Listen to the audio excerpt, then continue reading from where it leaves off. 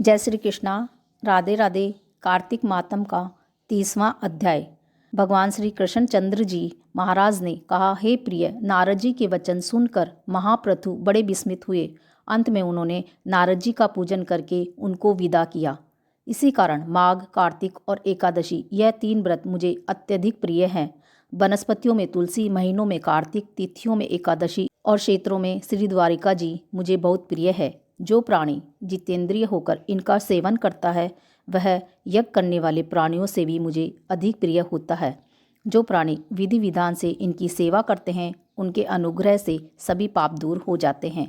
भगवान श्री कृष्ण चंद्र जी महाराज के वचन सुनकर सत्यभामा ने कहा, हे नाथ, आपने यह बात बड़ी आश्चर्यजनक कही है कि दूसरे के लिए पुण्य के फल से कलह की मुक्ति हो गई। यह प्रभावशाली कार्तिक मास आपको अत्यधिक प्रिय है कि जिसे पतिद्रोह का पाप केवल स्नान के पुण्य से ही नष्ट हो गया।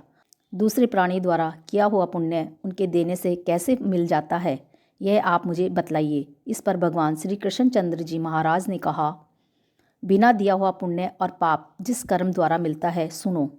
सतयुग में देश, ग्राम तथा कुलों का दिया पुण्य या पाप मिलता था, किंतु कलयुग में केवल कर्ता को ही पाप और पुण्य का फल भोगना पड़ता है। संसर्ग ने कहने पर भी यह व्यवस्था कही गई है, और संसर्ग जैसे पाप व पुण्य दूसरे को कैसे मिलते हैं उसकी व्यवस्था भी सुनो। पढ़ाना, यज्ञ करना और एक साथ भोजन करने से पाप पुण्य का आधा फल मिलता है। एक आसन पर बैठने तथा एक सवारी चढ़ने से, श्वास के आने से पुण्य व पाप का चौथा भाग प्राणी मात्र को मिलता है। स्पर्श करने, भोजन करने और दूसरे की स्तुति करने से पुण्य और पाप का 6वां भाग मिलता है। दर्शन करने, सुनने तथा ध्यान करने से मनुष्य को पुण्य और पाप का 10वां अंश मिलता है। दूसरे की निंदा, चुगली और धिक्कार करने से उसका 100वां भाग मिलता है। पुण्य करने वाले मनुष्य की जो कोई सेवा करता है वह सेवा का भाग लेता है और अपना पुण्य उसे देता है। स्त्री, नौकर और शिष्य के अतिरिक्त जो मनुष्य दूसरे से सेवा करवाकर उसको पैसा नहीं देता, वह सेवक उसके पुण्य का भागी होता है। पंक्ति में बैठे हुए भोजन करने वालों की पत्तल जो व्यक्ति लांघता है वह उसको जिसकी पत्तल उसने लांघी है उसके पुण्य का 6वां भाग देता है।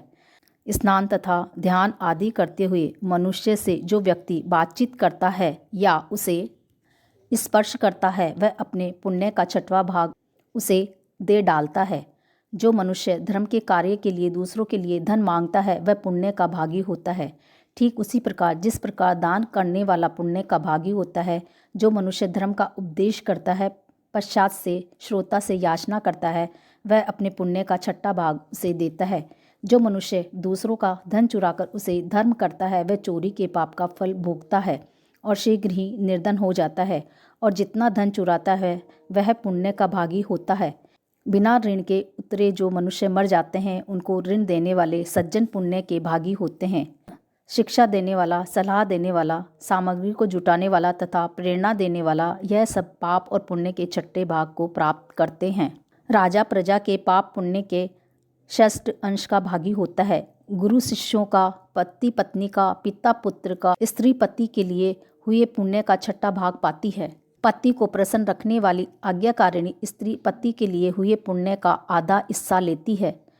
जो पुण्य आत्मा पराये लोगों को दान करता है वह उनके पुण्य का 6ठा भाग प्राप्त करता है। जीविका देने वाला मनुष्य जीविका ग्रहण करने वाला मनुष्य के पुण्य के 6वें भाग को प्राप्त करता है। इस प्रकार दूसरों के किए हुए पुण्य अथवा पाप बिना देने के भी दूसरे को मिल सकते हैं, किंतु यह नियम जो कि मैंने बतलाए हैं कलयुग में लागू नहीं होते।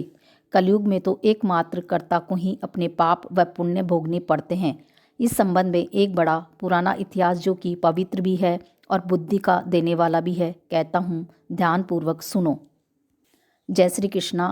राधे राधे।